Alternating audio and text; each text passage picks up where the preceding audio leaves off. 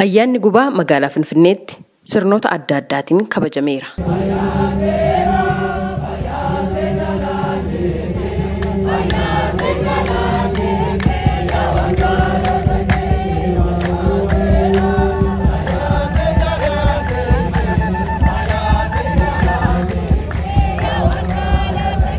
Ayyaana kanarrattis sagaleen Ameerikaa namoota muraasa haasofsiisee jira. Maqaan koo Dr. Nahimii Fayyisaan jedhama. Miseensa fi hundeessitoota waldaa duukaa bu'ootaa keessaa tokkodha. Egaa ayyaanni masqalaa uummata Oromoo biratti mootii ayyaanaa jedhamee beekama. Hangafa ayyaanotaa jedhamee beekama. Masqala jechuun ifa jechuudha. Hiikaa lamaan laaluu dandeenya.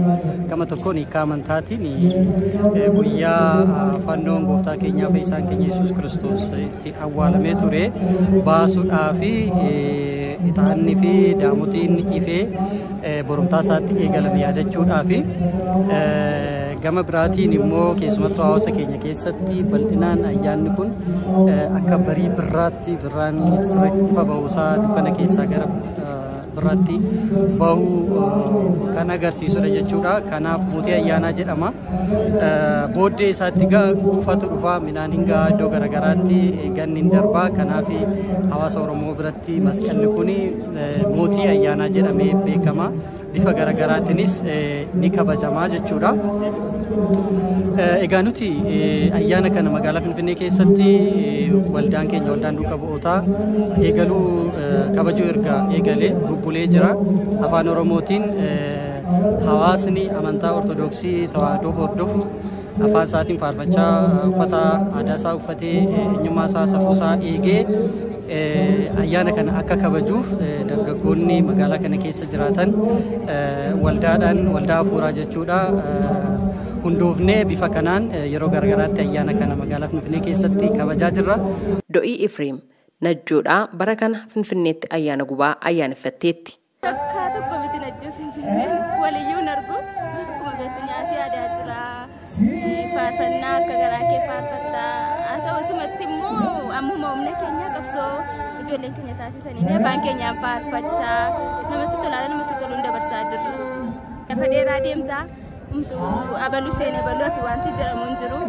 Hundumtuu akka garaasaa wal keessa deemee waliin faarfatee tokkummaa guddaatu jira. Asii amma murtaa'eedha kan seenu ayyaana kana kabajuudhaaf waan isaan uffata garuu amma yaaddaame osoo hin taane haala gaariidhaan dabarsaa.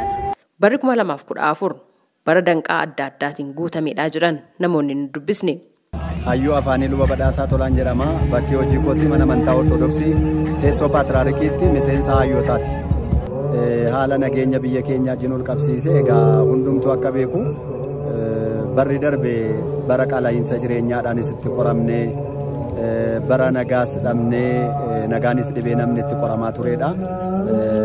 Gara fuula duraatti immoo yoo Waaqayyo jedhe bara 2015 kana keessa ifaan jalqabneerra obbolaan walii galuu dadhabanis waliif galanii namni tasgabbaa'ee wal dhaga'ee nagaan hin bu'a jedheen hawwiin koo kana Waaqayyos immoo namoota keenya lammii keenya hundumaa akka wal dhaga'an nuuf taasise bara nagaa nuuf haa godhu kan jedhu hawwiin qabu ibsuun barbaada.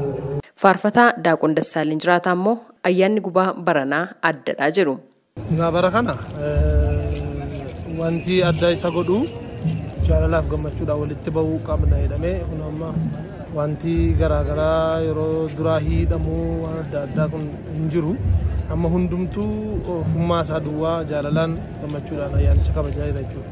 Paatriyaarkiin mana amantaa Ortodoksii Tawaahidoo Itoophiyaa Qulqulluu Abuuna Maatiyaas sirna ayyaana gubaa kanarratti fannoon mallattoo nageenyaati jaalalaaf dhiifamaatii jechuun nagaan akka jiraatuuf xiiqiin walitti deemuun hafee nagaadhaaf harka waliif diriirsuun dirqamaa jechuun erga dabarsanii.